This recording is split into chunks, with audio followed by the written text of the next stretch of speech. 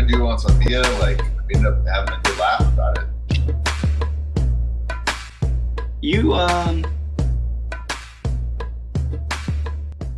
Yeah, this would be a good one to just kind of dig into jiu-jitsu a couple of different ways. All right, cool. This is what we're gonna do. We're gonna add him in. What's up, guys? What up, man? What's up? Hey, you're on your honeymoon right now, all right? Yes, sir. That's my wife. Well, congratulations. That's what I'm in your honor. I'm wearing a Hawaii shirt. So Hey, right, bro. maybe we'll be in more of a Hawaii 5-0 mood. Although I never saw that show, I'm sure it was pretty good. I never saw the original myself. I caught a few episodes of the remake. The remake's kind of old. Yeah, it is now. Gosh, man, that's just gonna make me. Yeah. What a downer. We're both like, me and Roger are like ancient. How old are you, Austin? Probably 36. Oh, we got you. Yeah, we got you by a little bit.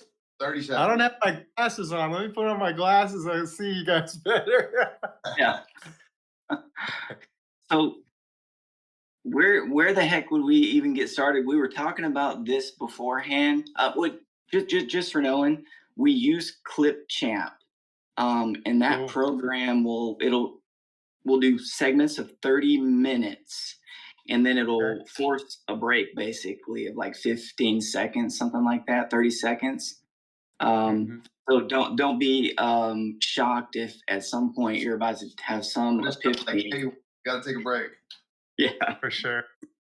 But so we can fix anything. It's all recorded, so we can move things around and whatnot if we need to. Anyway, we were talking about where we would even start this scenario, and it has to be where you met Nick Cooley. How did that happen? For sure. Interesting. So, are we rolling already? Yeah, we're rolling. Perfect. Okay. So, crazy story. So, I pinched a bunch of nerves in my neck, buggy choke, and a black belt. Let me just start right out with some bragging, right? So, my professor assigned me, I say assigned, my professor called me over one session and he was like, "Hey, Austin, roll with this guy. He's my friend visiting from Brazil. He's a black belt guy. Just do your best." And I knew what he was saying. I knew he was saying, "Bro, you better fucking buggy choke this guy." So I rolled with dude, and of course he passed my guard like nothing. I was white belt, right? Passed my guard. I put him in the buggy on the left side, and he did a real good cross face, and I knew I had him deep. I squeezed it. I wouldn't let it go, even though I felt this pressure on my neck. Anyway, he tapped. And then my neck had like a bunch of blown discs in it. I competed like 3 more times after that in the next few months, but it just kept getting worse. I couldn't even train. So it turned out my whole left side of my body shriveled, and like my whole left side was spasming. My chest, my neck, my triceps, fire nerve pain, like Boss Rutan talks about. His whole arm shriveled, the fire nerve pain constantly 24/7 for like about 2.5 years. Although it got better in the last year, it was like the same as bad for like a year and a half. I thought I was done, right? Like I thought I was wrecked. Like I thought I would never think, "Oh shit, I can't do jiu-jitsu anymore." I thought no matter how injured I got, I would never ever think of that. But I had to. I mean, I was wrecked, bro. Like I looked like a Holocaust survivor on my left side, and I mean, finally the nerve pain kind of started improving a little bit. But I just did a lot of stretching. I had to crack my neck like constantly to keep any relief at all. And I had to quit jiu-jitsu for like 2 years. So then finally it kind of healed, kind of recovered, and I was able to start working out a little bit more. I wasn't training yet, but it had healed up enough that I was like, all right, I'm gonna like totally do a full recovery. I'm gonna get strong. Started working out, training all like like doing stretching like hours every day, meditations like hours every day to heal. And so basically, I didn't even train. I didn't even go train. I don't think even once. But I was working out all the time. I got fit. I got strong, and I was doing a shitload of stretching, inversions, like just hanging out upside down. And I decided I was going to go compete in Texas, in Austin, Texas, because I saw Joe Rogan move to, I think, to Austin. I want to say I saw he moved out there, and my name's Austin, so I don't know. I was just like, fuck it, I'm going out. I saw a Grappling Industries tournament in Austin, Texas, and so I was like, oh, fuck it. So I rented a car and I drove like, it was like a 2-day drive. And I drove out there and I was playing these meditations that I did while stretching, like for the whole drive. I wasn't stretching on the drive, but I got there like a day and a half early, meditated and stretched in my hotel room for like, I don't know, 12 hours. And I was on this crazy weight cut. I actually cut way too much weight for the bracket I had signed up in. And again, I hadn't trained even once for like 2 years, about 2 years, maybe a little more. And so I actually checked out the event venue, like everything was closed, but I went there like the day before when I first got to Texas. Then I meditated and stretched and did another like hot bath for like, I don't know, 8, 12 hours the night before the event. Then went to the event like 7 in the morning or something, and laid out a blanket upstairs off to the corner. Like I was there like 5 hours before it was time for me to compete. Had my headphones in, just like meditating and stretching. And bro, all I was thinking about that whole drive was I'm buggy choking everyone. Right?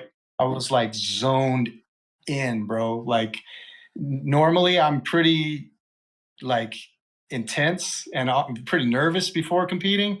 This time I was like in the zone, bro. I can't even describe it. And before I competed though, like I actually met Nick, who was working the tournament, and he was like the most friendly, respectful, like the Southern gentleman you will ever meet, Yeah. And and like I don't know, me and him just started chopping it up because we both love jujitsu, and he was just such a nice guy. And I was like, man, shit, if this is how everybody is in Texas, I ought to move back here. So anyway, he's just the greatest dude, and we're chopping it up. And uh, actually, I remember standing in the line, and it's the first time in my life anybody was like, "Hey, I know you from somewhere," and they were like, "Are you the buggy choker?" Right? I was like, I'm like barely, like I've been a blue belt for a second, but like I'm fucking nobody, bro. I barely got my purple belt right now, And when I stumbled on all this, I was white belt. Like I never dreamed anything like this could happen. But Nick was just so supportive, and I was out there alone, and he was just a real friend, just sincere. And Absolutely. I was really impressed, actually. I was like, man, I ought to try to be more like this guy. Honestly, actually, ever since I've known him, I've wanted to become more like him, and I thought he's been a great influence on me and a real inspiration to me too. And a couple times now, he's come out to California to stay with me and train, and both of them just been hell of an adventure, bro. So anyway, I competed that day in Texas, and I think it was 2 divisions. I had 5 matches. I got all submissions, and 3 of them were some variation of buggy choke. And it was like, bro, I was like zoned in. And it felt so amazing to be able to like do what I love more than anything. From not just not having been able to do it for years, but having been sure I could never do it again from how wrecked I was. Yeah. Yeah. So you felt you were done, then you came back, felt some effectiveness, like super good effectiveness, and it was basically like shifting 180 degrees, right? I'm done. Oh, I'm still good. I can still beat people. It was awesome, dude. And the craziest thing too The dude the dude I fought actually twice first before anybody else. His name's Christopher. It's so crazy because I don't know if he was from out there at the time. I think he's an Air Force guy. Anyway, we rolled twice the first and second matches because I guess the other guy in our division didn't show up or something like that, and that was in the gi.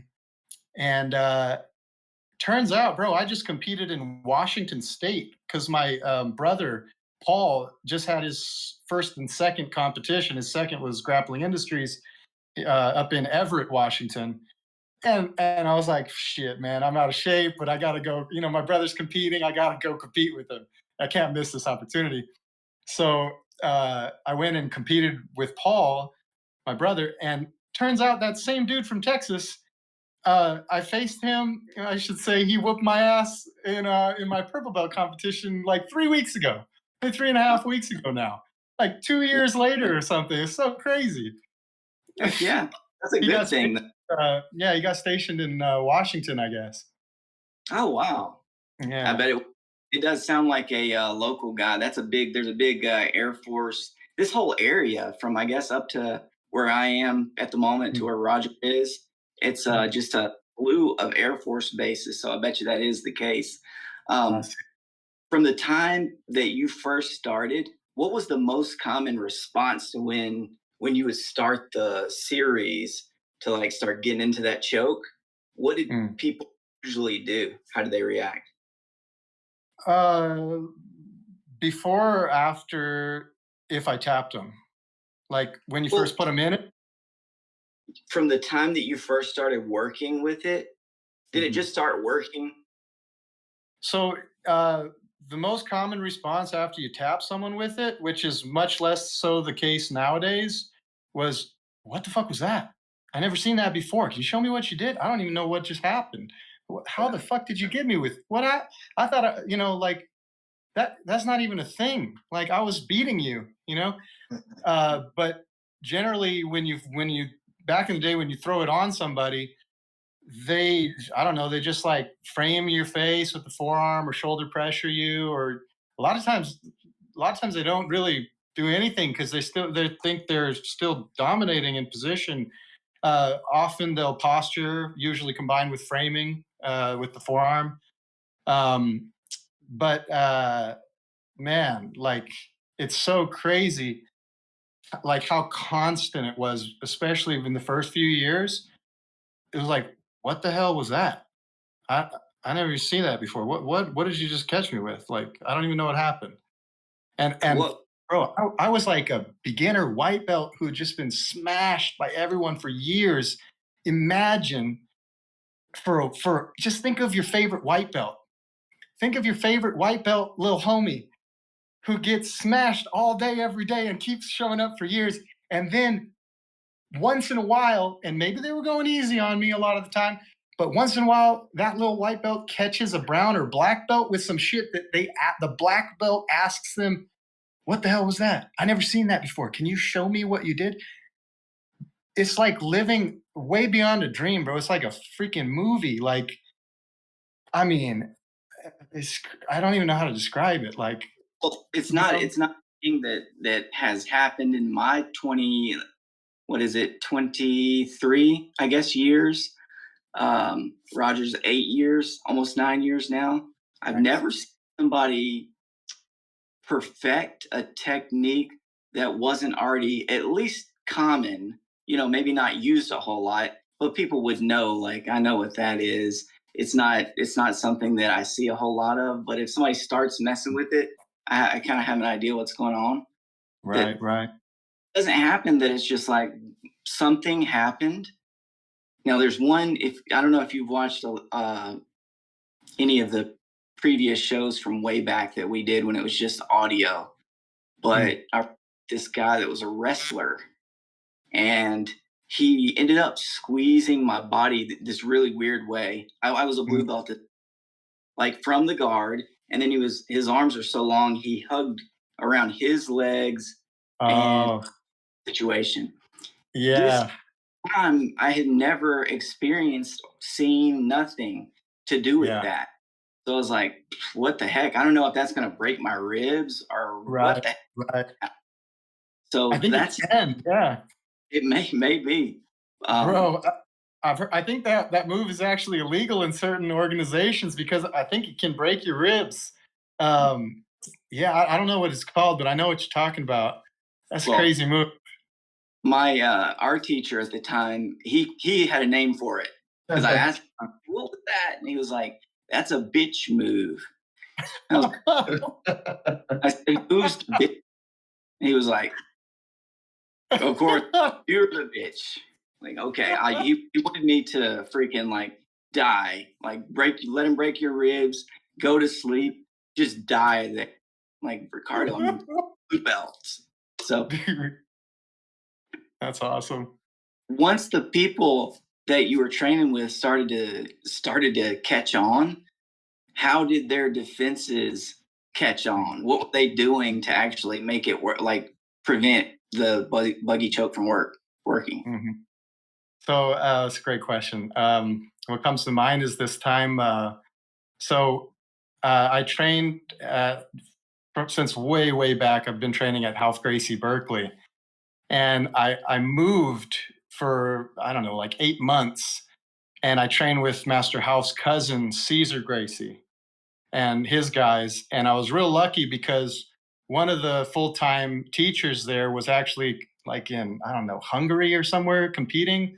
Uh, Kushino, I'm probably mispronouncing his name, but Kushino Moshino. Anyway, he's bro, just look up Kushino, black belt. He's like world champion. I think he's so good, bro. Anyway, he was over competing somewhere, so Caesar was actually teaching regularly, and I got to learn directly from him. It was so cool, and so I was down there, and I was of course all I'm trying to do is buggy choke anyone I can, and so at one point I put it on one of his big black belts. I didn't finish the guy, but I put it on him in a roll. We were just rolling, some class, and he was in it for a while. I would say saved by the bell, except I wasn't going to finish. I don't think I was going to finish this guy. Yeah. He's real good, and pretty sure has two black belts in jiu-jitsu from Half and Caesar, like two separate black belts. Um, anyway, but Caesar was watching, right? And then afterwards, he was like, "Oh, that was close. I'm just gonna." It probably wasn't close, but he stayed real wide. He stayed like I don't even, like. I guess he didn't let me open. Like any head and arm choke, you have to isolate their arm from the body, right? They're trying to close it. You keep your elbows tight, right? But any head and arm choke, like think of just think of an arm triangle from like top side control, right? You got to open their arm, Yeah. and then the choke is tied around here. So he kept that frame real tight. Um, let's see. Another thing people like. Another story comes to mind is, and I'm not actually sure exactly how Master Hiron did this, but it was kind of a similar technique where he actually I had the privilege to go train at Gracie Academy Torrance and roll with Hirom, which was so sick, bro. Like he's epic, right? Like, and he let me put it all the way deep. And then I was like squeezing as hard as I could because I was like, oh my God, if I could just, but I wasn't even close to finishing him. He just stayed, he didn't let me open that elbow. And, and then he hung out in there, stayed calm. Like, and again, I wouldn't have been able to put it on such a master, but he let me put it all the way deep, and then he technically defended, staying totally calm, and then he like effortlessly broke out of it, and then submitted me like 5 times in a row. But afterwards, even though I wasn't even close to finishing him, but he felt it, right? He felt like the effectiveness. even though it wasn't obviously not that effective in this case, but enough so that he called me from the line when he lined everybody up at the end of the class. This is like one of the biggest honors of my life. He called me from the line and let me like teach it with him as the like demonstrate on him. It's like so. I mean, bro, what white or blue belt gets an experience like that? It's like impossible, you know. Like the way I randomly kind of stumbled onto it with some guidance. Uh, so one of the black belts at Ralph Gracie Berkeley, Big Dave Clahan, he's a great guy. He took pity on me. We were at this basically jiu-jitsu expose on the main streets in Berkeley on Shattuck Avenue. And it's funny, just so happens I work right on that street now, years later. But a couple of my buddies, one of them, Ash, actually just got his black belt like a couple weeks ago. Actually, I believe they're both black belts now. Alexei, I'm pretty sure, has also got his black belt. Anyway, Alexei was blue belt and Ash was no shit. I think Alexei was still white belt, and Ash was like blue belt, almost purple. And they just both just wrecked me, you know, just smashed me. And I've been training for like maybe almost a year. And you know, I had my ex-girlfriend and her cousins come out to watch, and I just got smashed by these guys that were like just white and blue belts. I just felt so terrible. Like, man, shouldn't I be better by now? And I got smashed back to back. It was Alexei and then Ash. They just crushed me, submitted me every kind of way. And then I don't know if Big Dave knew that my girlfriend at the time was watching me, but he probably could tell I felt pretty shitty. And he was like, "Austin, come here." So he showed me this thing where, baby, can I use you real quick? Can I borrow you for a second? All right, so just real quick, my wonderful pregnant wife is gonna very minimally participate here. So climb atop me and meet your doom. So Big Dave, when you're in bottom side control, be careful not to give your back or get arm barred, but she's very gentle and kind with her side control. But he said if you can like grab your tendon right here and then kind of squeeze them with your elbow here, you can use this free bottom foot to get a lot of leverage to kind of use your hip to open their elbow from their body, or kind of try to sweep them over like to a top scarf hold kind of position. So he said, just, you know, grab your tendon here with their head and arm inside and just play with that. And kind of like as a control position. Thank you, baby. So he, I was like, all right, this dude's like this badass black belt. I better listen to this. So I was playing with that position, and I went to train at an open mat. I don't know, maybe a week or two later, it must have been, with 10th Planet Walnut Creek head professor Alex Kander, and I was playing with it, you know, in Iznogi, of course, 10th Planet. And so, you know, I'm holding my tendon here and I have his head and arm inside, and I'm trying to get out from bottom side control. I can't get out. And he's, you know, I probably have 50 pounds on Alex. I'm way bigger, but he's, of course, just smashing me. He was brown belt at the time, now black belt. Actually, I'm pretty sure, I might be mistaken about this, but I think he's Denny Prokopos's first black belt. Anyway, shout out to both of them, badasses. So I'm playing with it. I can't hold him. He's posturing out. And so I'm cheating and trying to grab my shorts, which is illegal, right? No gi. So, and I'm trying to hold him. He's posturing, he's framing, he's about to get out. So I'm like, I can't hold it even with grabbing my shorts. I'm trying to grab deeper down in my shorts on my butt. Then I can't hold it. I'm getting tired. So then I use my leg I was like, oh, my knee pit is like right there. I can kind of hold my arm in position because, you know, he's posturing. He's going up that way. So I try to hold it in position there. I'm getting tired. And I was like, oh, well, my foot's just right there. So I'm holding on right there just for leverage. I didn't think of any of it or plan it. I was just trying to hold on, and then I'm just holding him there. I'm trying to make it as tight as I can. I wasn't even trying to choke him. I didn't even know there was a choke there. Yeah. So just holding him and trying to tighten it and trying to sweep him over. I can't get him off of on top of me. Then he probably framed and he postured. He broke out of it and he tapped me out like 5 times back to back, real bad. And I was like white belt, right?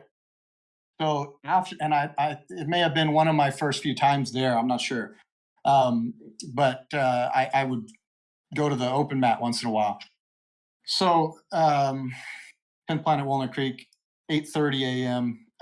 Every Sunday. It's free. All y'all check it out. It's awesome.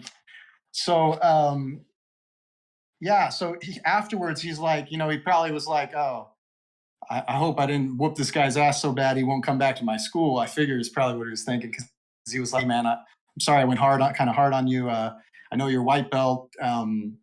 It's just that that headlock thing you had me in kind of frustrated me. And I was like, whoa. Hey, that's a win. Like, bro, this is a head professor. I frustrated you with this? Like, I didn't even know this is a thing. Like, if I could frustrate you with this, I bet you I could tap a white belt with it, right? So, I mean, I'm out here getting choked unconscious by white belts on the regular. So, like, I'm already like licking my chops, like, oh my God. Then, I was asking him, like, okay, so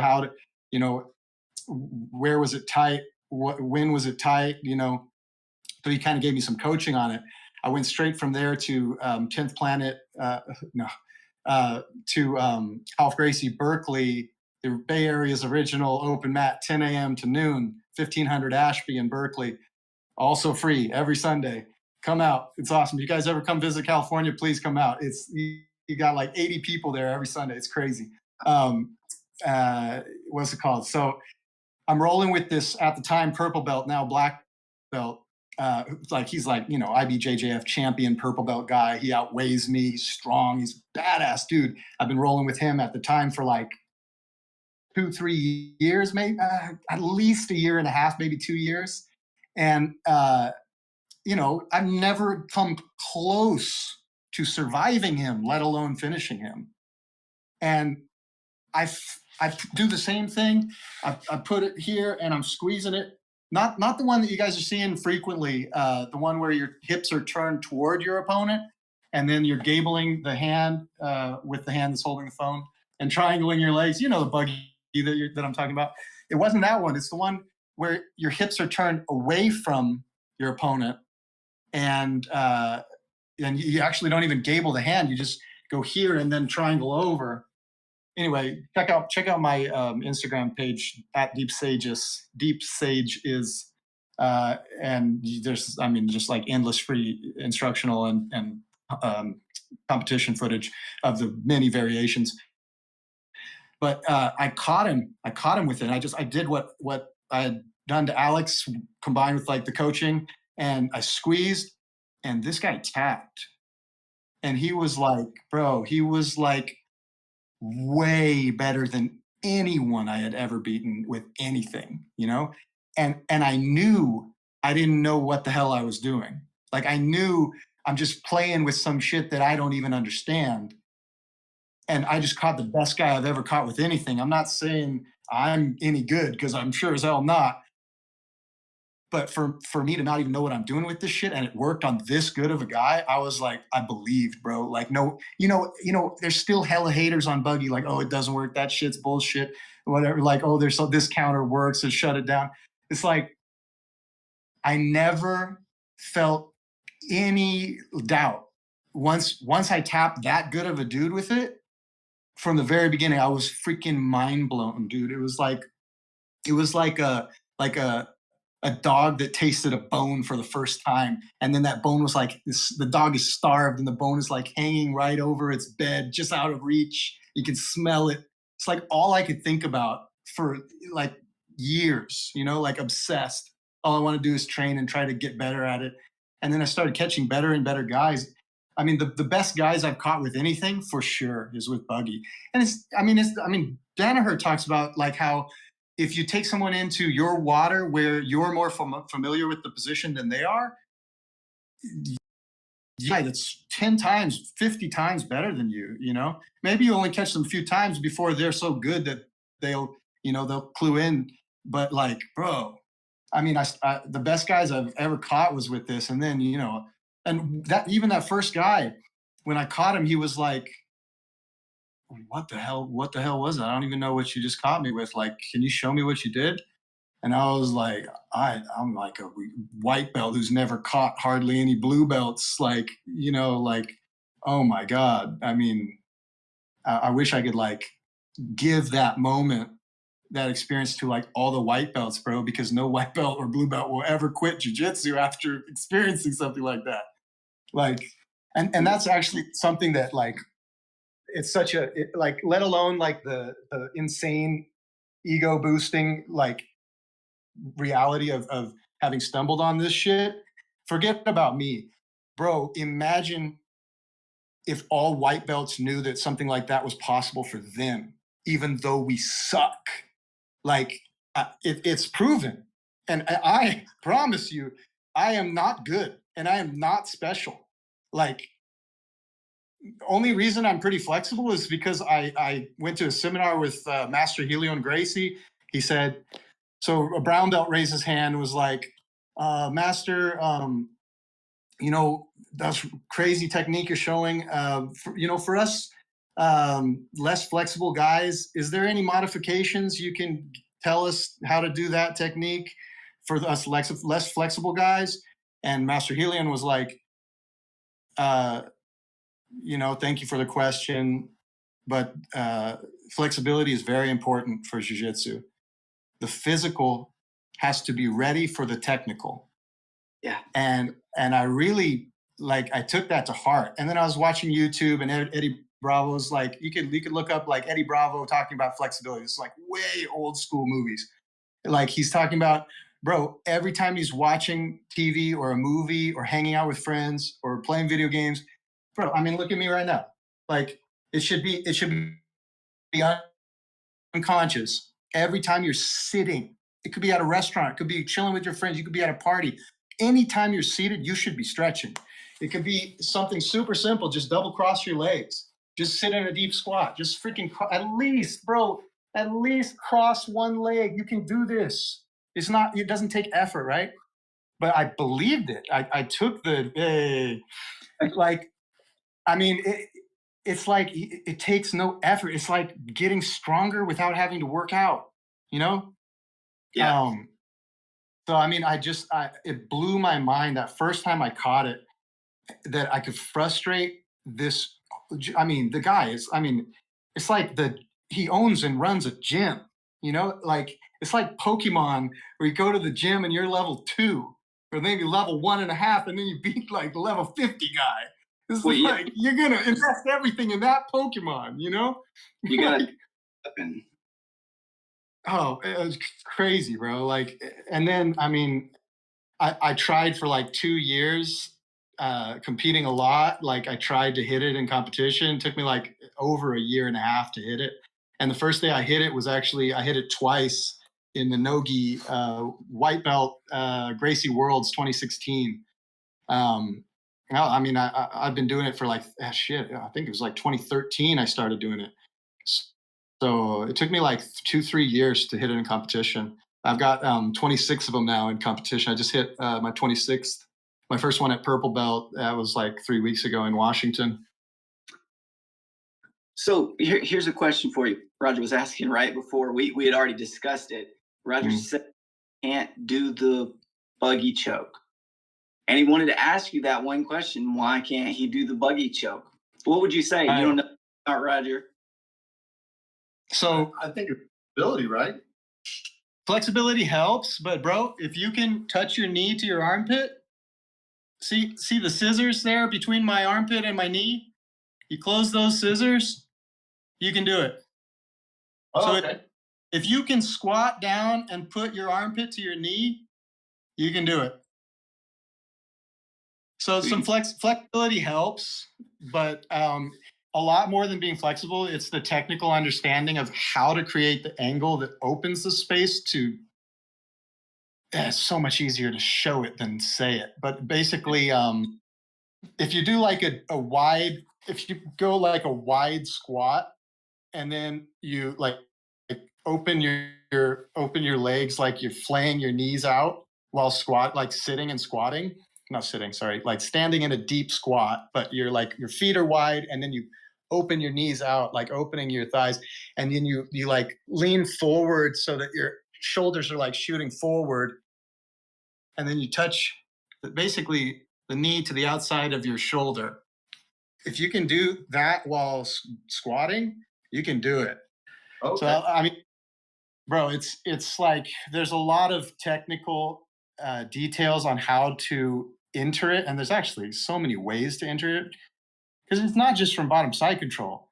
You can literally, you can. It's so much more fun showing all these positions than describing them. But just let me list some positions you can enter and finish buggy chokes in. Pop, scarf hold. Pop, side control. Mount. Bottom north south. Half guard. Single butterfly half. Double butterfly. Lockdown. Rubber guard. Full guard. From their back. Them having your back and you half escaping. There's a crap load of ways to enter it from bottom side control. Like basically, turtle, crucifix, basically anywhere that you're not bottom knee on belly or bottom mount, everywhere else you can do it. Maybe not from 50-50. I haven't seen it from 50-50 yet. But I did see a pretty sick, just Rene Souza, one of the best buggy chokers in the world for sure. He, he buggy choked J-Rod, bro. Who's number one? I don't know if you guys saw that one. That was crazy. I was going crazy. He just posted one of his most recent Instagram reels. He was bugging the dude, but the dude postured really well, and then the dude stood up a little bit, and in standing, he exposed his leg, and Rene dropped into like I don't even know leg locks well enough to know what it's called. I think it's some kind of a backside 50-50. He heel hooked him straight off the buggy. It was crazy, bro. So like, that's the crazy thing too. There's so many transitions from the position as well. Oh my god, dude. You guys know Puppet Master, where you trap their far arm behind their back with your foot that's behind their back. Oh yeah, bro. There's like the Rubik's, like I think that Rubik's hook, whatever. You can actually put the Rubik's hook in while you have the buggy in. I call it inverse buggy Rubik's. There's so many sick transitions to Puppet Master, to triangles, bro. Like everyone's like, it's kind of like, blown up the buggy choke, right, bro? It's the buggy system. People don't even know 5% yet. I swear to God, like. Oh, I mean, bro, check my Instagram, bro. You hit it from everywhere. It's so we'll sick. definitely do that. What was the name of that match? What was it? The one you were just talking about, from the buggy choke to the leg lock to the full lock? Let me pull it up right now. Hold on. It's Rene Souza. You guys know Rene. He's a professional competitor. Let me pull him up right here. I actually shared it on my page. It's like the 8th post down on my. Here we go. He says, "It's not the plan you have or how you feel. The question is, are you prepared for that moment to be present, locked in, and ready to find your zone?" Actually, I don't think he titled it, but here he is. He's trying for buggy. The dude is putting him flat on his back, so he really turned onto his side, facing the dude to put buggy deeper. He uses his free leg, and the dude stands and he pops right into this 50-50 and heel hooks him, inside heel hook. It's like so gnarly, the kind of transitions you can hit from it. And even just from like, when you typically, they're gonna do one of three things when you throw on a standard buggy from bottom side. They're gonna frame with their forearm and posture. They're gonna frame their forearm on your neck or your face and posture, or they're gonna go shoulder pressure, like a cross face, even like Von Flew. Especially they'll kind of blade their body and go like Von Flew pressure with the shoulder pressure. So when they put that forearm frame across your face or your neck, and they try to like posture out, breaking out of the lock. you use your free hand that a lot of people are gabling to their choking hand with. Use your free hand to like get underneath their elbow and hide in their armpit with your neck. And then you can adjust the choke tighter from there, and a lot of ways to technically deepen the choke. I'm not even squeezing at that point. You want to like technically advance the position before you put any squeeze at all, because you can just hang out there like you're just hanging on a pull-up bar, like just like this. No need to gable, no need to triangle. You're not even squeezing for the finish at all. You're just hanging out right here. Use your free hand, the one that's holding the phone, and your free leg over here to get leverage and get angle. There's so much technical detail. Can't even articulate it. But the other thing they're going to do, they're going to put that shoulder pressure, that crossface on you, the Von Flue pressure, bro. To drive that pressure, they have to pike their hips. They have to lift their hips, even if they aren't really lifting their hips very much. You use your free leg to hip escape your hips away from them, turning more onto your side, and that makes the space to bring your knee inside. That little crook in their hip, especially when they're putting shoulder pressure, they have to pike their hips up to drive that shoulder pressure. So you get your knee inside, and you get your free hand inside, your elbow, and then you blast their posts. It's just like this is the counter to them being able to pick you up and slam you too, because the standard typical way that people are throwing the buggy on, you can just pick them up, slam them on their head if they're gabling and triangling. There's no way to prevent that. But if you look at how Craig Jones is doing it, he's doing it my way. Like, I never did that gable triangling of the legs. Like, I'm here. So once in a while I'm here, but I'm never gabling. I need this hand and this leg free to do like a hamstring curl to bring my hips away, or to come away and come back to like a full guard. But like, dude, like, it's crazy how open they are for the technical counter. However they try to counter you, they're giving you, like, if you know the counter, if you know like what's the technical defense. Like, I had a dude countering really effectively. I had him inside the choke. He's putting some really good Von Flue shoulder pressure crossface, driving really tight. He's bigger than me, real strong, real good guy, black belt guy. And I'm like going dark because his shoulder pressure is real effective. And I thought, like, okay, where's the technical counter? The technical counter is hamstring curl to your butt and use your toes, planting your toes there to bring your hips away, opens the space to bring your knee inside, almost like if you're trying to recover like a half guard, but you don't. You just bring the knee inside, and now your knee is here and your elbow's here to blast their two posts, dropping their hips flat to the ground, totally removing their effective drive of their, using their piked hips to drive that shoulder pressure off of their feet, piking their ass into the air, even if it's like an inch.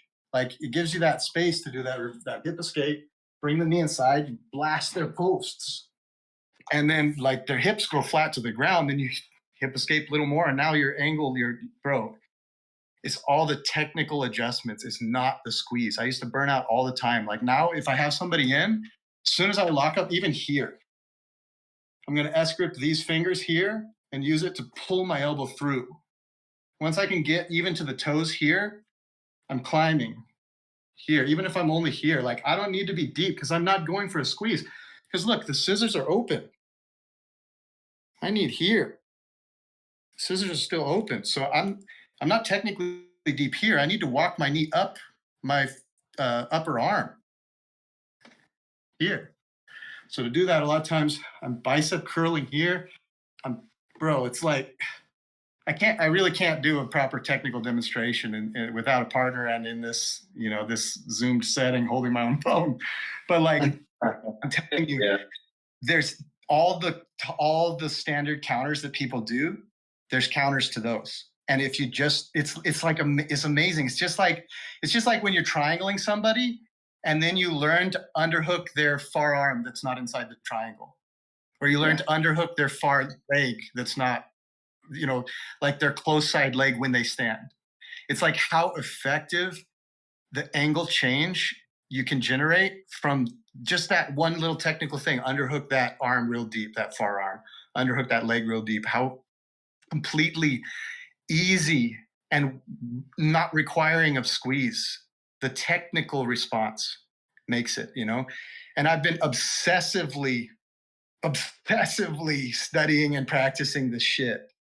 Like, it's all I do, especially since I've recovered the pinched nerves and shit. I mean, I'm on a mission, bro. Yeah. Dang, what was that you were just saying? My head, the way you were explaining it, though, I'm definitely gonna try it again, and I think with those details, I can make it happen now. And so awesome. Hey, cheers for that. Right on, dude. Right on. And it's all like the key that I don't really see. I see only a couple guys doing this detail. The key is in your free non-choking foot. The non-choking foot that would triangle over, like not this foot, right? Mm-hmm. But this one that's free on the ground. You can do so many crazy hip escapes, bringing your hips not only back and away from the guy, but turning them over, not just towards them. He wants you flat on your back. You get on your elbow over here and use this hamstring curl thing to then turn over, almost like you're sweeping over up on top of them. That's you're pretty much almost never going to actually drive up and over onto them with that pressure, but it resists their driving you flat, which they're going to instinctively do. As you hip escape backwards, bringing your hips away from them, turning on your side toward them, they're going to flatten you down to your back and close that space in between your hips so that you can't recover this to recover the guard. Yeah. They don't want that space between your hips so you can get that leg back in, and now you're in half guard or quarter guard. So instinctively, they're going to drive you flat. They're going to dive into that space. Great. Use that post down here with your foot to drive your hips up and into them. All you got to do is let them fall into your armpit with their head and arm and grab here. Then with the hand that's holding the phone, you're going to grab that foot and pull this back, shooting this through and here. And of course, they're going to be resisting that, so you're probably only going to get here. You can't grab the foot. So then you, with the hand that's holding the phone, you S-grip these fingers, pull your left elbow through. Now you're here. Now you can walk. Then you can bring your knee more up your upper arm to your shoulder. Now look, the scissors closed. Sweet. Now let me ask you, Austin, how often do you train and say, like, today I'm not going to buggy choke anybody. I'm going to do everything else? Never. Ever. It's all I want to do. It's all I want to do. Do you feel like that is a hindrance? Probably. The reason that I'm thinking that specifically is, I like to think about like worst case scenarios. Let's say the other guy that you're going to be fighting, it's going to be a street fight, and your opponent is like, it's an alternate dimension where they are the Austin that learned nothing but the defense, like perfect defense. So the buggy choke is not going to work. It's going to be based on everything else. Then what? Roger, do you want to talk about that off air? Or? Yeah. Oh, okay. Because that is a whole situation. All right, we're good. Okay. So we're not going to do anything about the body. What we were talking about is, what would you do if you were fighting yourself from an alternate dimension, and he knows everything, so that buggy chokes? Well, that's a great question, because I forgot to mention earlier. You can buggy choke someone that's buggy choking you. Yeah. So, funny story, and I will answer. It's a great question. And off the top of my head, I don't know yet, but we're going to go there. I will figure it out. With what that makes me think of is Renee Souza, he told me that when, I don't know if you guys saw at 10th Planet headquarters in LA, there was that, like, some kind of 10th Planet tournament, and like Renee threw on a buggy choke on dude, Rayfield, Derek Rayfield maybe, um, and uh, and Derek rolled to the bottom and threw on his own buggy, countering Renee's buggy. Renee kept his buggy, but then basically it was the battle of the buggies. They're both doing it to each other at the same time. And then, like last second, Renee had to let his go because Derek's was tighter. And then Derek tapped him, and Eddie Bravo's like right there sidelines. He's like both hands on his head, like, oh, fucking, oh, like that'll never happen again. Oh, fucking going crazy. The whole room fucking exploded. It was crazy. So Renee told me like that was kind of like this key point where it really drove him to work on his buggy, and he said he attributed that to that experience, his catching J-Rod with the buggy. You guys know J-Rod is like top buggy choker in the world, bro. These like definitely top 3 buggy chokers in the world. Craig Jones up there too for sure. Like, bro, I've been watching them. They're so good with this shit, and they're doing it from everywhere. Like every position too. Like I was hoping that like in this last UFC, what's his name? Who's the dude that just fought? Oh my god, the guy that's like doing the commercials like I'm too old. I'm the old man. He actually lost. Volkanovski. Yeah, yeah. Volkanovski. Like I remember like 2 fights ago, Craig Jones was posting something like how like you better be careful taking Volkanovski down. You're gonna get fucking buggy choked. But anyway, Renee caught J-Rod with the buggy and who's number one. And Renee told me that was largely because he being able to catch J-Rod there to how hard he worked on his buggy out of getting counter buggied by Derek Rayfield at the 10th Planet headquarters like months earlier, or I don't know, maybe weeks earlier. I think it was months though. Anyway, so one option and a likely option I probably would try instinctively if I were fighting myself would be trying to counter buggy my own buggy. But I would also try the technical counters. So, and just to say directly, the way to defend it this is pretty, though it can be applied from all sorts of positions. The standard defense can be considered on a basic level. Think knee on belly. Think frame their face and their neck. So framing with your forearm on their face and neck is good, but framing with your shin. So like you walk your hips up to either bring your shin or your knee to like just fuck their shit up crossface with your knee and your shin and like staple across it. And then simultaneously, since you have to bring your hips up towards like a north-south angle to do so, to get that knee or the staple across their chin or their neck, that opens a space on your other hip that's closer to their hip to go knee on belly. It opens that little couple inches where you can then work your knee into the knee on belly. Once you have that knee staple on their face / neck combined, especially, you're probably helping on their face or neck with your forearm on that same side. You framing on their face or forearm here, and you walk your knee or staple of your shin up to the same. And then in doing so, your other knee, it opens that space to get onto knee on belly. So you got a knee staple across their face and your other knee on their hip for like a slight knee on belly. And from there, especially framing, with your other forearm, bro, you posture from there with that kind of leverage point, you're getting out. They're not going to hold it,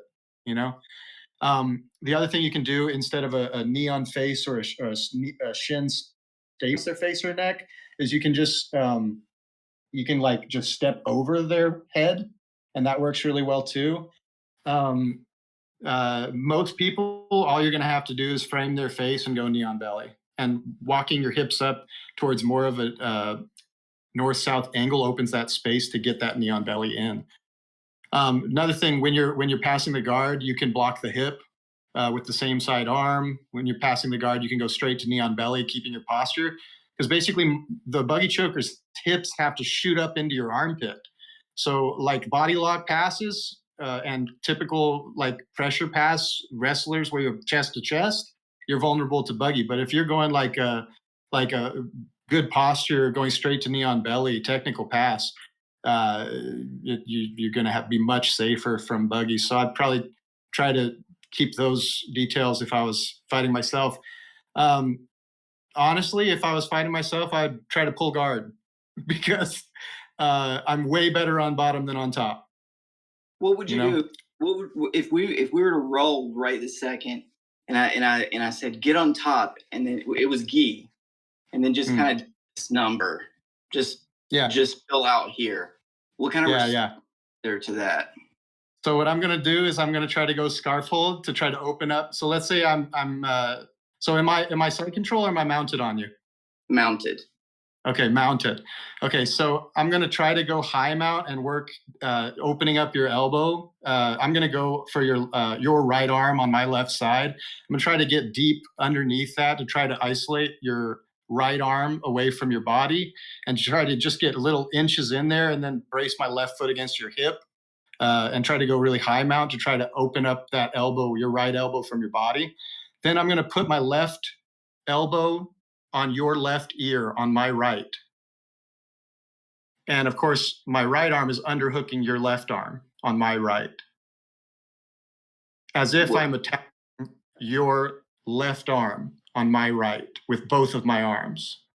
So like imagine I'm grabbing your left wrist with my left hand, like I'm setting up an Americana, let's say, and I pin it to that left side by your ear with my left elbow on your left ear / neck, where I have both of my arms attacking your left arm on my right. Sure.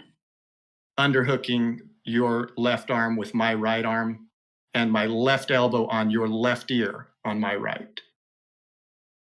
In this situation, it looks like I'm trying to isolate your left arm with both of my arms, maintaining the mount position.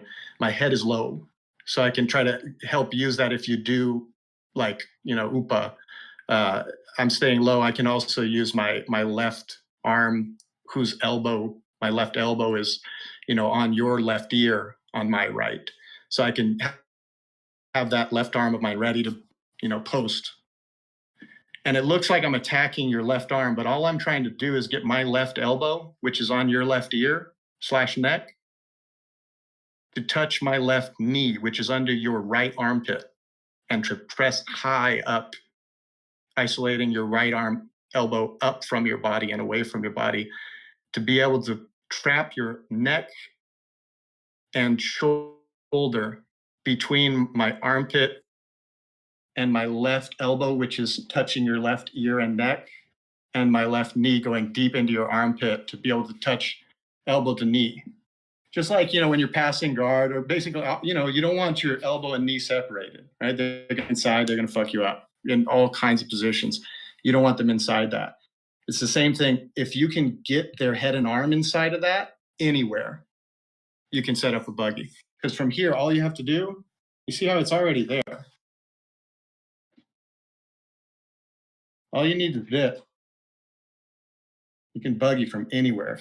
Once you get the technical details of how to make this tight, all you need is their head and arm inside of this in any position, and you can finish them. So from mount, it's the same. I go as if I'm attacking your left shoulder or your left arm with 2-on-1, my 2 arms on your left arm. But I'm not worried. I'm not trying to attack that arm at all. I'm going to threaten Americana. I'm going to threaten Kimura. All I'm trying to do is walk my left knee deep up into your armpit to try to isolate your right arm on my left, to touch my left knee under your armpit on your right, to my left elbow, which is at your neck on your left, under your ear. I'm trying to get my knee and elbow to touch each other, my left knee and left elbow, underneath you. From there, whether I'm in mount, top side, whether you roll on top of me, it doesn't matter. Like, once we're here, we're here. So yeah, easier if they roll on top. And a lot of times, if you bait them with a positional a poorly fundamental like positional error that they'll feel like, oh, he's fucking this up. I can roll. I can sweep. I can get on top. Not sweep because you're not going to score points from there, but um, they can get on top of you there, and you can bait it. There's so many ways to bait it where them getting on top, not only they're focused on that turnover, but they're not expecting that you're deepening a submission. Like you're already like 5 steps ahead because like you already know they're deep in it. They think they're overcoming you, you know? Yeah. And Yeah. that's what I'm not good, bro. But the technique is fucking legit. That's Elio Like I'm Gracie. out of shape. I'm not good.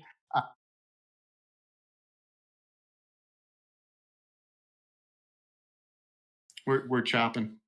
Oh, there we go. We're breaking up. So my defense system to like in my brain from I mean, this is just like a kind of like playful, just see what happens kind of situation. I wouldn't do this if it really counted, but I feel like if my elbows started to get flared, that I would start to make these frames so that it's not possible to push down and it's not possible to put up because of weird angles. It's hard. I mean, you might know what I'm talking about, but it's not like this or here. I mean, it's one specific spot where it doesn't go and it doesn't go that. Yeah. And from there, it feels like we might get stuck. Is that not the case? I mean, do you have you had anybody to defend this kind of situation like that? Yeah, one guy in a tournament actually was doing just what you're talking about, and he held out and time ran out. I wasn't able to finish him in time. So that's very technical, good defense. A lot of times I find it's easier to open up that elbow that I'm trying to open from their body if I sit to scarf hold position, Keisugatami.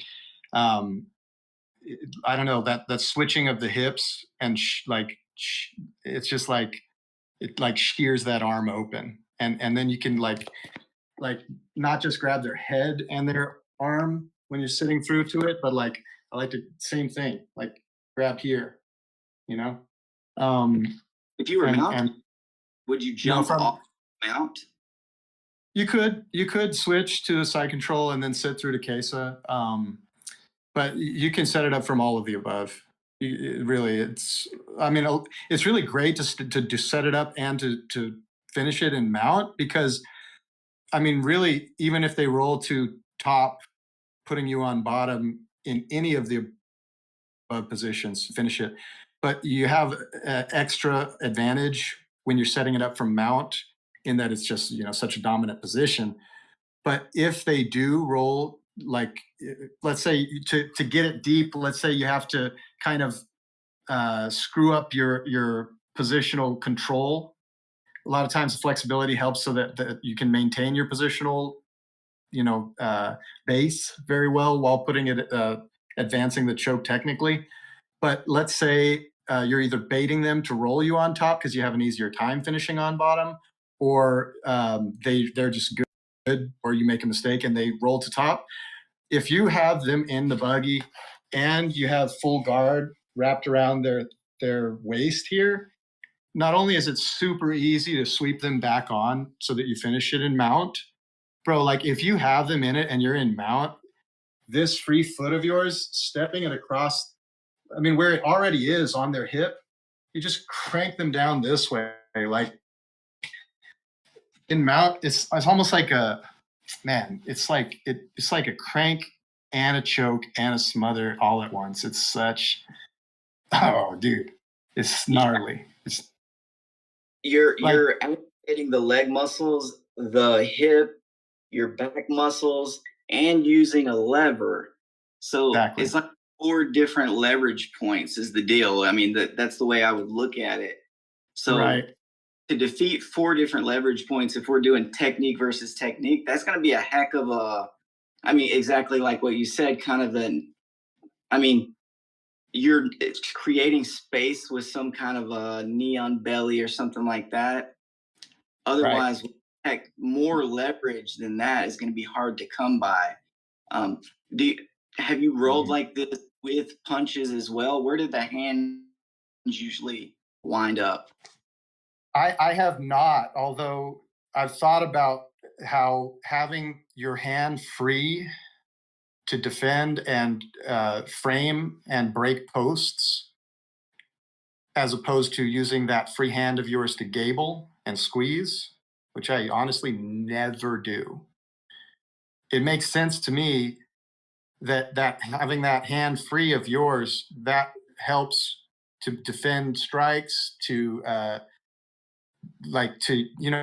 I was talking about it when they frame with their forearm on your neck or your face, how you turn your chin and you use your free hand to then like push their elbow over their frame over your face and then Right. hide your neck in their armpit. That also helps create the angle to deepen the choke as well. You can even use that free hand to hook under their far hip, changing that angle even more. Um, it helps. I mean, just having an arm free to help defend strikes and help keep you close to their body. And even a lot of times, let's say they're you're not hiding in their armpit, but they're like cross facing you with shoulder pressure of on flu. You can actually just cup that arm and just trap it there. A lot of times, if they do try to still go with the shoulder pressure, they've piked their hips enough that you can use your free leg to hamstring curl, post your toes on the ground, and do a reverse hip escape, which opens the space for you then to use that free leg's knee to get the space inside of their hip to come inside, go down to the bottom of their post, which is at their knee usually, or lower towards their knee on their thigh, and break their post, simultaneously using your free arm, non-choking arm, to break their other post of their other leg, or straight arm it with your either your elbow if that's all you can get in, and then once there's the space there, your hand to straight arm it, and simultaneously breaking both of their posts, dropping their hips to the ground, which are trying to pike up to drive that shoulder pressure into you. Um, Are you I think anticipating that back that? Say again.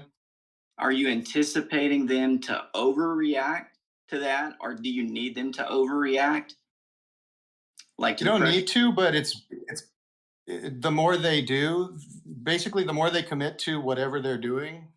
If you know the technical counter, the more they give you the counter. Though I haven't trained like for combat jujitsu or for striking, consider the option when someone's doing the standard buggy choke where they're gabling their hands and triangling their legs, how you can just pick them up and slam them on their shit. Like I've seen a lot of buggies finished in MMA. It won submission of the year in this. You guys probably seen this one. The dude like went to sleep out cold, and the winner who had just buggy choked him stood up like with the dude still on top of him, kind of threw him off his shoulders like a dead body. Stood up like with both hands raised. Yeah. It was crazy. But if you watch the match, once he had him in the choke, the dude who was in the choke postured to his knees. Even from your knees, if you posture to your knees, you can whap them down on their head and knock them out, let alone if you get all the way up. And if you can posture to your knees, your back is already straight. You can stand up and then just slam them on their head. Now, Yeah. I've seen a lot of people get slammed in that version of the buggy. Sometimes they still finish it. Sometimes they still put their opponent to sleep, but sometimes they get knocked the fuck out. Did you guys see that one at ADCC like a year ago or 2 years ago or something? I Bro did. got knocked the fuck out. Like, I don't want people getting hurt doing this shit. I'm telling you, if you just don't gable your hands and don't triangle your shit, just go here and don't squeeze. Use your free arm and your free leg to break their posts. If they're not letting you in, hamstring curl. Post your toes on the ground, bring your hips away. Helping do so with your elbow, getting on your elbow. Renee Souza talks about that, getting on your elbow. Bro, if you're working with this free arm, getting on your elbow, and you know what to do with this other leg, bring your hips under, reverse hip escape, the hamstring curl, bringing your hips away, turning toward them and over onto them. Like, bro, if you know what to do with this free foot, this is the fucking key right here. They can't pick you up. They can't posture. It's a huge lever. Like, it's insane. play with it a little bit. Like, you see what I'm talking about. And then you just use that same hip escape with the free leg to open the space, pulling your hips away from them to be able to shoot the knee inside, go to their, the space is going to be at their hip. You go down to the bottom of their lever, their knee on the floor almost always. And then you frame here with your elbow on their other leg or straight arm their other leg, and you just break their posts. Bro, they can't posture. It's like you have them in here, so you're pulling them this way. And then you're framing with both of these, pushing their legs that way. It's like trying to do a deadlift with the bar being pulled out forward in front of you and your legs being pushed backwards. And you don't have positional leverage in that consideration. So, like, dude, it's like if you know the counters to the counters, the game gets so much deeper, And it's crazy how fucked up you can get by being slammed on your head. I don't want that to happen to anybody. It's so badass. I see a lot of guys too. Gabriel Manuka in MMA. My boy just recently they have him in the choke. They know it's tight. They know they're going to finish the guy, but they don't know how to control the posture. So they get slammed like 3 or 4 times. I don't want them blowing out some discs. I mean, I know it's worth it to finish that shit, but come on, bro. I don't want you taken out of the game. Like, just learn the technical counter and you're golden. You just don't even have to squeeze. It's just like a triangle. If you know the next technical step, it doesn't even take any squeeze. You just advance technically, no squeeze required. It's crazy. Even if they step over your face, like, you know exactly what to do and then how to use what they're doing to deepen your technical advancement, It's crazy. Yep. Like, and then how you can do it from like every position except bottom knee on belly and bottom mount. It's like, bro, you will, if you even practice it for like a couple days, you're already more familiar with it than 95% of the people who are going to be defending it against you. This is how white belts can catch upper belts. Like, I don't, maybe if you get good at leg locks too. I suck at leg locks. So if some white belts train some leg locks, you're going to catch me. But I mean, even more than leg locks, bro, I swear to God, if you learn a little buggy system, you're going to catch some good guys. Awesome. The defensive system to the triangle choke, at least the self-defense mindset, is exactly what you're talking about. We kind of shoulder walk back because the guy will either stack you up or bring his knees in and then pick you up. Exactly. So to wiggle, they're always trying to get up. Do you train with Master Renzo Gracie? Because I've seen video of him talking exactly what you're talking about. No, this is the rug. It's called the rug pulling. Well, Helio Gracie in Portuguese called it the rug pulling. And so in that lineage, which we are in, that's a technique that's taught like universally. The first thing, even a non-jiu-jitsu guy will want to pull you in and slam you. So you maintain that. Long story short, no, but the exact same technique was taught to us. And man, that is freaking every single time. If the dude is wanting to pull you in, he's going to go to sleep before he gets you all the way in there. Exactly. And crawl opens his elbow from his body. He's trying to resist the triangle. Any head and arm choke, including all triangles, you look how they pull the arm. They're using their hands, pull the elbow a lot of times. If it's like a triangle from mount, triangle from the back, side triangle, you don't push the elbow back, isolate. You're trying to fucking open that shit, right? To get it away from the body because they're trying to fight it. A lot of meat to choke here. Here, you don't have strength. It's like little posterior delts. That's it. That is exactly it. Yeah, you're just using that's a better. That is perfect leverage because you're using their body. The fact that they're a human being shaped like a human being and have to bring things back in to get where they want to go. You're just like, nope, I'm just going to keep it out. Right. So right. that's perfect leverage. And the buggy choke is a series of leverages that are overwhelming. You know what, man? I had a question that I was going to ask right at the beginning. You said Nick trained with you out there. Yeah, a couple. Did you roll? One time for a month. We trained like. Oh, I gotta hear a question. I got a story about Nick, man. Let's do it. So, all right. So after I met him in Texas, then we just stayed in touch, and well, after the tournament, we chopped it up a lot. He's just the greatest guy, so friendly, so sincere, and like we, just we really connected because we both love jiu-jitsu, and it's like it's a life changer, not only physically, but like and in like taking good care of yourself, but the people you meet and the kind of friendships you can make, and I mean, in developing confidence to even be able to make friends, like for myself. And so we just, we really connected. And then I don't even know exactly how, but we were talking about it, and I was like, why don't you come out and train out here? Come stay at my house. And we trained for like, he came out. Now he had just been bull riding competitively. I don't say it's about the week, maybe a couple weeks before he came out. He had a broken wrist and an injured shoulder, I think it was. He had like two injuries. And we trained every day except 2 days in like, I think it was about 30 days, 31 days. We only took a couple days off. I like, this dude is a badass. You know, he fought Luke Griffith, Nicholas Cool. Did you guys see that shit? Yeah. Awesome. David and Goliath.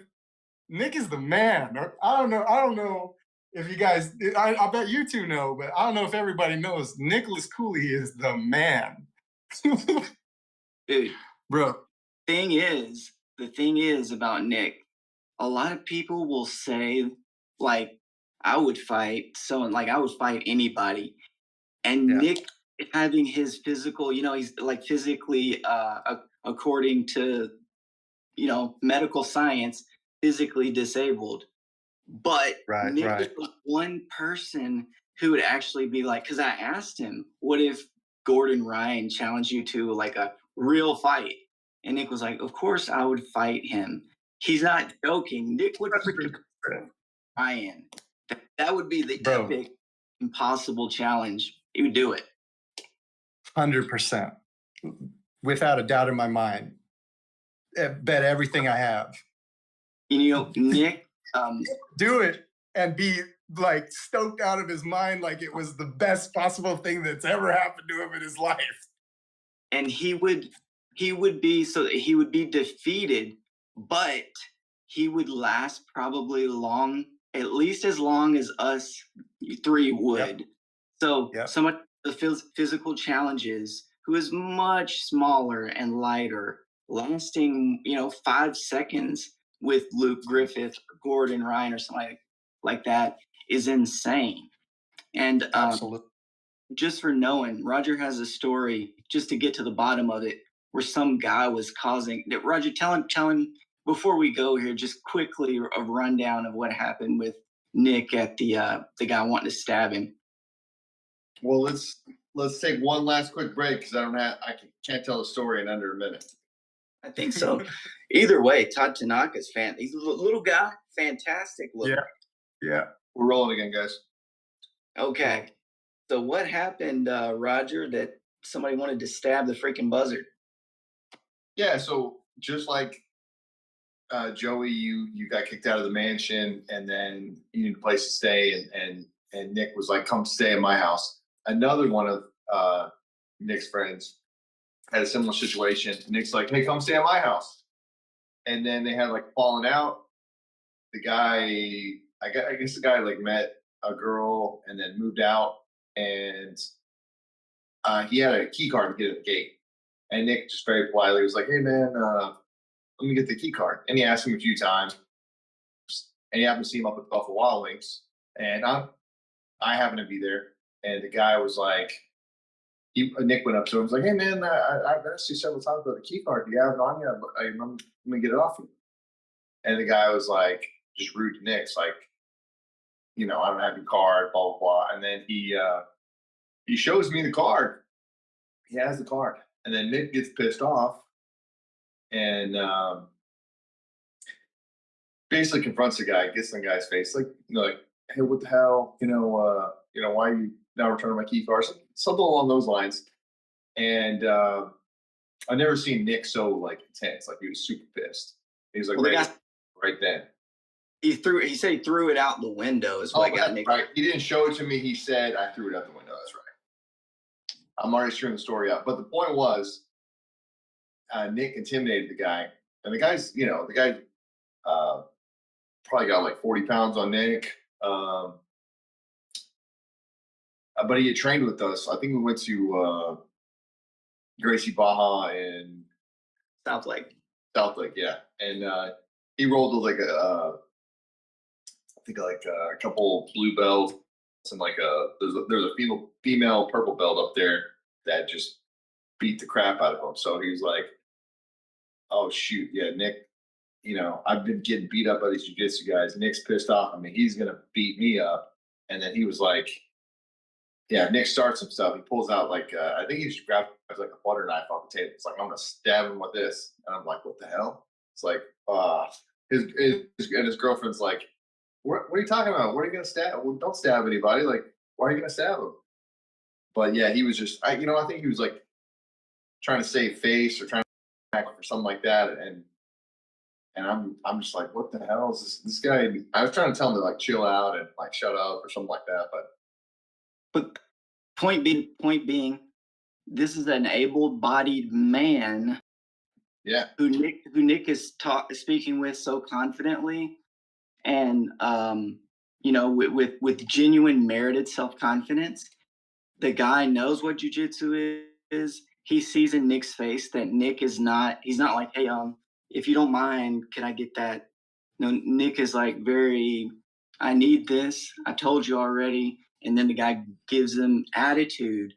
So Nick is speaking with him in such a manner he could think of nothing else to tell his girlfriend, but I'm gonna stab him. Not so it's not like a joke. He wants to really take care of Nick with a knife rather than having to actually fight him because he believes there's no way to defeat Nick. What else besides jujitsu or a freaking firearm or something like that could get amount of confidence and power over an able? I mean, that story of jujitsu, the story of Nick Cooley. And by the way, you were talking at the very beginning of the show about that feeling that you felt whenever you were like, "Man, I discovered almost like a magical freaking spell where I'm taking care of these guys." Everybody that trains jujitsu is gonna have that just that much, whereas yours was like this. But you're gonna freaking catch somebody in a triangle or an arm lock or something, and it's gonna be like, "Dang, that was a little bit easy." And then the next time a little bit easier and a little bit easier, and you're thinking, "I'm gonna freaking arm lock everybody in here." Your thing might not be the arm lock or the buggy choke or a foot lock or whatever the case is, but that is what sets jujitsu apart. Is that, in my opinion, not only can you defend against practically anyone, that if you don't have any self-confidence, that it's perhaps the only thing, like I said, besides a weapon that can give merited self-confidence. Alcohol or drugs or something like that can make people feel like they're tough, but only jiu-jitsu can make you like realize that you're tough. If that makes any sense. Maybe that's my opinion, but no, that's I think that's really well said. I mean, it's I mean, what better to keep you out of a fight than knowing for sure that you will win the fight?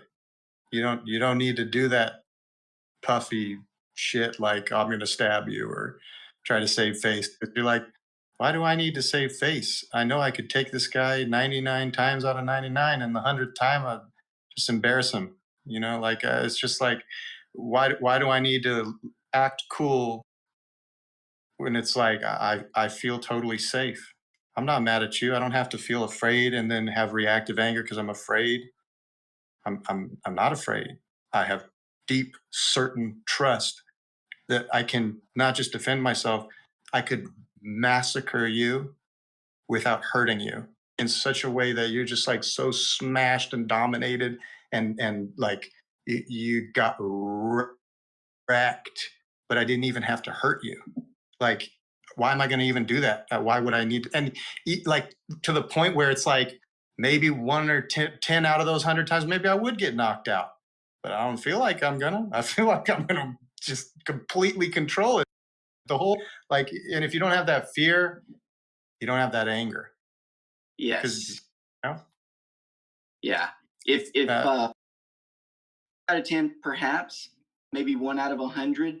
Either way, it's so uncommon that the self-confidence, the belief that you have in yourself and what you tell yourself is so overwhelming that it's almost like he would have to be crazy, like literally thinking crazy thoughts to have more confidence than you. And mm-hmm, what mm-hmm. a position to be in, to be like, man, not only is there nothing that you can do, but literally I could just like set you on fire right now, just explode you. That's a pretty freaking amazing mindset. And wouldn't you, if you could snap your fingers and just give that to everybody, You that know, would that you would save the world, man. right? Because then in all those conflictual situations where it's like this guy's puffing up, the other guy's puffing up, this guy's puffing up, the other guy's puffing up. It's escalating. It's escalating. Like if one side is just like able to maintain that, not just like lack of fear and lack of anger, but like compassion and like like you think sharper when you're not agitated, when you're not afraid. You just smoother thinking, and I mean, I mean, maybe not everybody, but I think it's much more natural for people to kind of be we're very alike each other, like everyone has differences, but everyone has similarities, and I think that it's kind of within our nature, to say the least, if not maybe our primary nature. Maybe that's too much to claim, but I think that if we weren't afraid, we would care. We wouldn't want anyone to get hurt. We don't want to usually it's a fear-based defensive sort of a thing. Someone's threatening me, so then I react and I get angry, or I want to fight or something. If you feel safe when someone's threatening you, and you understand that there is no danger to you, like, I mean, if someone's threatening you with a weapon, of course you should think there's danger. But I'm just saying, like, in most verbal altercations where those the drums start beating and the adrenaline starts going, they're coming, it's time to go. Like fucking that fight or flight turns on. If it doesn't turn on so strong, you can maintain that heartfelt nature that Nick Cooley exemplifies so well, and and maintain your strength while at the same time your compassion. Imagine how powerful that would be in schools, or if all cops were that way, or if and that's one of the superpowers of jiu-jitsu, bro. It's like you have a real life Naruto powers ninja secretly among you, and it could be the small dude who's like the nice guy no one would ever get the sense that they even know how to fight, and then someone's getting stabbed, or someone's getting attacked, or some kid's blowing up and beating the shit out of a teacher, and here comes the ninja flying in and totally controlling the dude, and everyone's like, what, or like, look at all those videos of like a swarm of security guards or cops trying to control someone or take them down, and like, people just getting punched in the face and knocked out or stabbed or some shit. You get one dude or girl who trains, they dismantle that dude without hurting him. Like, that's game changing, bro. It saves so many lives and changes lives for the better in way more significant ways than that. Like I told my brothers, I have two of my brothers training full time now, it will change your life. It will change who you can become. You can become a whole, like, the positive impact you can have on people if you dedicate yourself and train and improve yourself. You can't even imagine who you can become for the good of other people that you love. You can't imagine, like, who you can become, you know? Yeah, you said a mouthful there. 100% right. So much so, and Roger, we're only going to go just a couple more minutes, but I wanted to say this, that even me, right now, that there's some that's I'm moving, let's say, moving elements in my life around that I would have never had any belief or confidence or like hope in, that I would have always, in a similar scenario without jujitsu, thought, like, I just want to be stable, I just want to be safe. But because of jujitsu, I already know whatever adversity there is, you just need to go into a low gear and just go right through it, because there's Mhm, always victory on the other side. Like, mhm. rarely to be defeated, but even when you're defeated, you're doing pretty dang good. So that jujitsu mindset, it's almost like literally Oh, intoxicating. The best oh, way to absolutely. equate it for people that don't train, that are watching, if there are any, is, imagine if you were like a grown man, good shape, younger guy, athletic, and a little kid, like 8-year-old, wanted to fight the same way that Yeah. you would be able to say, like, listen, you take a step back. You're 8 years old. Everything is okay. I don't want to fight, and Mhm. have supreme confidence because he's 8. He doesn't know jujitsu. It's the same thing. It's To- insane, but that's why Absolutely. it's for power, man. Totally. Literally. I, that's it. That's it. Roger, any questions for Austin? So you said you had a ton of instructionals on your it was Instagram. Yep. Yep. Sweet. What is it? What is it again for our viewers? At Deep Sage is, so DeepSageis.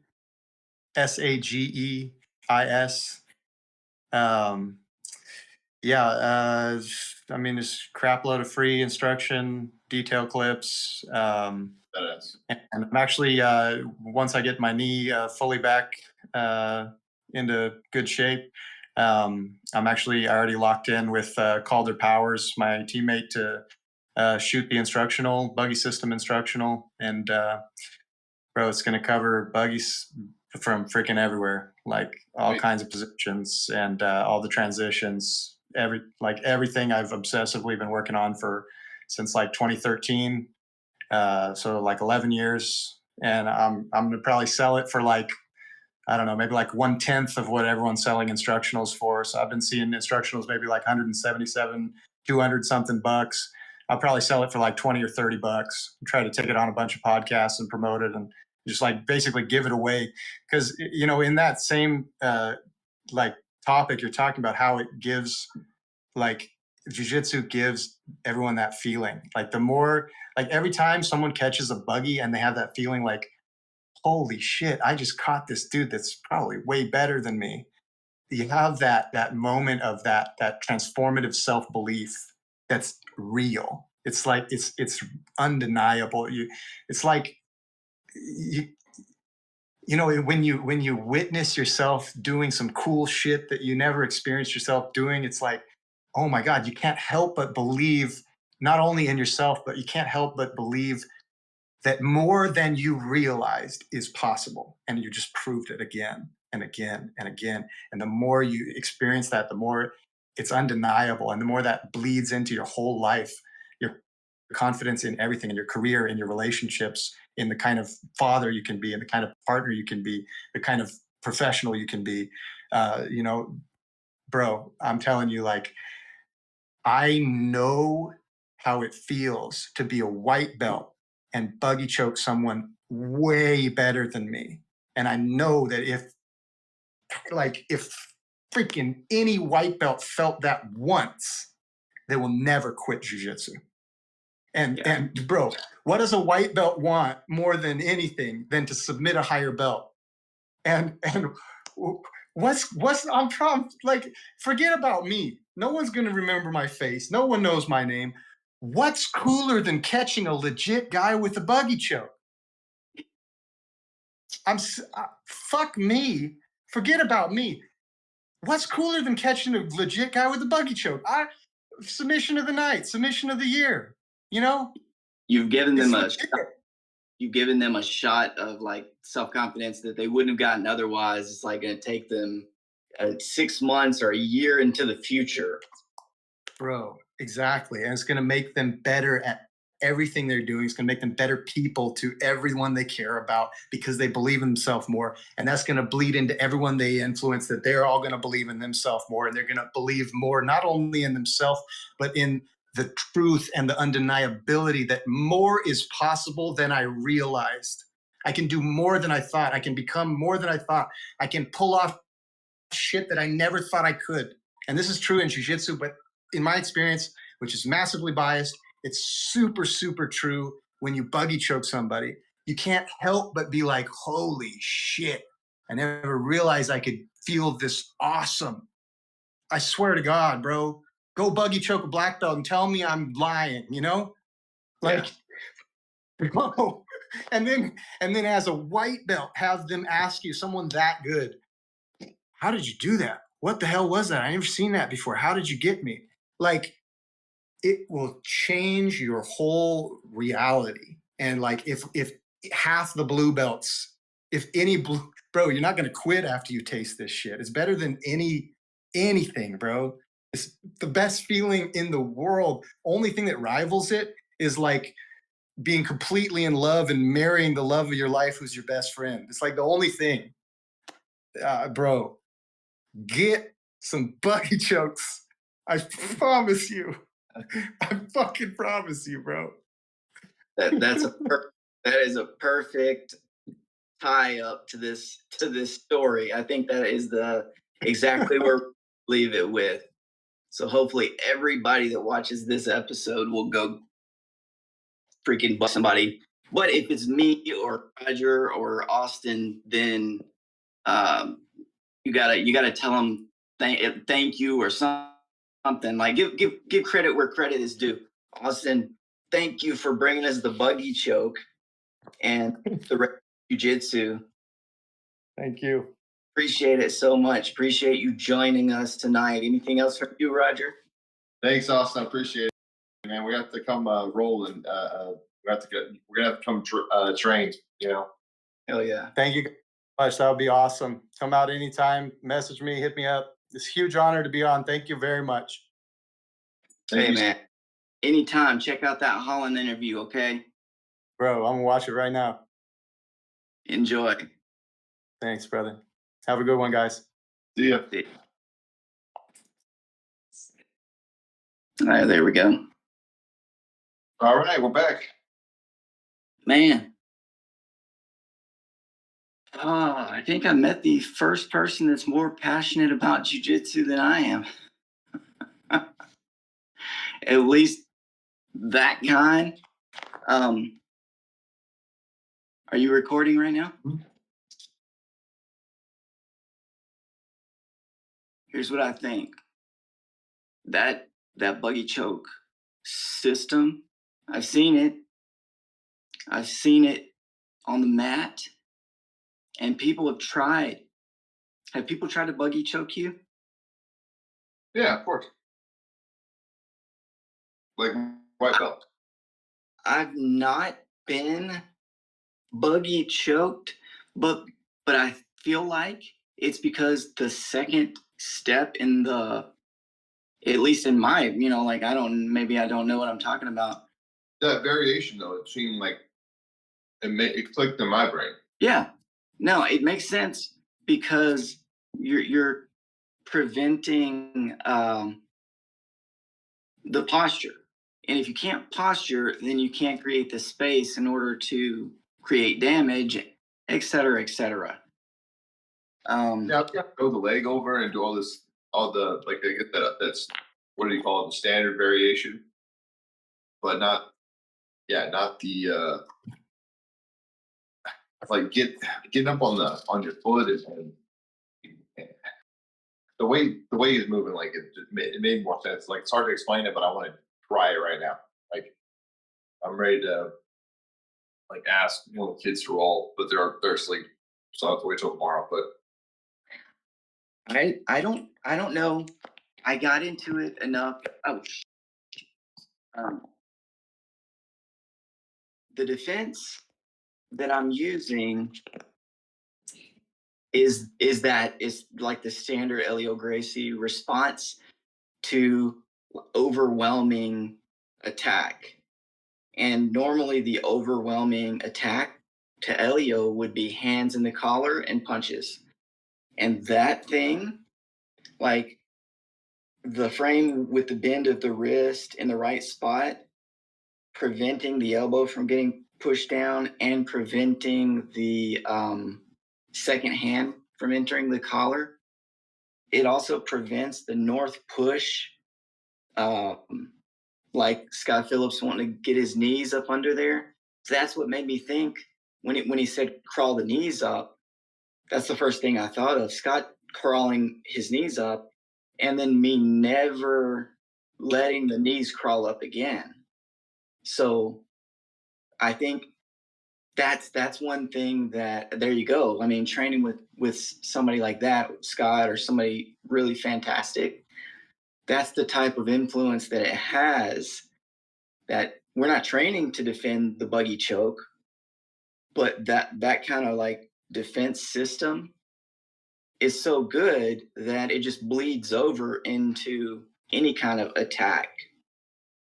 So that's why like it would be great to roll and feel that, and that's why Hedon did that, to like let's see what this is about. bro, you should for sure go out there. Like since you have the ability, you should make that trip out. I'm 100%. That'd be fun, but it'd also be great footage. And it sounds like I don't want to overstep boundaries, but it sounds like we might have friends out there that could kind of, we wouldn't be alone. You know what I mean? We would be able to have almost like family in the area. I say family, jiu-jitsu family, which is pretty dang close. They would take care of us. I know it for a fact. So that's definitely an option. Never been a big buggy choker myself because of I'm not sure if we talked about that, but Well, I haven't I'm talked okay. about the adventure, and hit cool details like that actually makes sense. The way I've seen it and the way it was explained to me before, I didn't understand. And then I Yeah. tried, like, this doesn't work for me. Yeah. But, actually getting the demonstration, it was like, it's kind of like watching those solo drills on, with the, on Gracie University, like that was a cool demonstration that made sense. Yeah, that makes sense. And I'm okay, flexible, like not the most, not the worst, but short legs kind of make it uncomfortable to go into these positions for me. Right. I could definitely do it, but I've got my kind of game built around what feels comfortable and energy efficient, and that I can do it just forever. So I would definitely like to create a perfect defense regardless. And the only way to do that is to get buggy choked by Austin. Oh yeah, So we need to do that ASAP. dude. It's funny that I told you this would happen. You were like, "Hey, we'll do a quick interview, quick podcast." It is 12:19, sir. And Ashley's been asking. I didn't see it popping up until we cut, but between the two, trying to get in here for something. So probably for an hour, but it's just too freaking easy whenever I'm sure that that's the most geeked out jujitsu conversation that a lot of these people will be listening to in a long time. It was a freaking good episode. Like I was pleasantly surprised because I had given up on it. Like, oh, this only works with certain body types, things like that. But I'm gonna hit a buggy joke this month. Here's the thing, and last thing before we go after this. If Hirom called him out to teach that technique in front of the class, then Hirom believes it, and which it is, if that's the case, believes it to be street effective. He wouldn't have had him do it if otherwise. So Arbitration. You're not. You're free to prevent getting picked up and slammed. yeah, I mean, at worst case, we just abort the thing. Oh, for sure. Like triangle. Oh yeah, but if you're controlling a position and not trying to finish the position, it shouldn't be a thing where you're getting slammed or picked up or anything like that because you're dealing with control. And it sounds like that is the finishing position. So you don't squeeze or finish. It's just a position of like, let me get, and then eliminate the space and then relax. And that's Elio Gracie Jiu-Jitsu. So we need to really dig the heck into it. All right, 30 seconds. What else we got? Dang. There was a horse on the side of the road today running full speed. Nobody was on the horse. I saw the horse running. Like 30 seconds later, a dude is running behind the horse and he's pointing at the horse. And he says, somebody catch the horse, catch the horse. And the horse turned around and he said, I don't want to come back. I don't know what that was about. I thought I was going to have to step in because like a domestic violence situation. But who knows when you got a horse and a guy, what's right and wrong there? Who is in the right? Who is in the wrong? So you be the judge.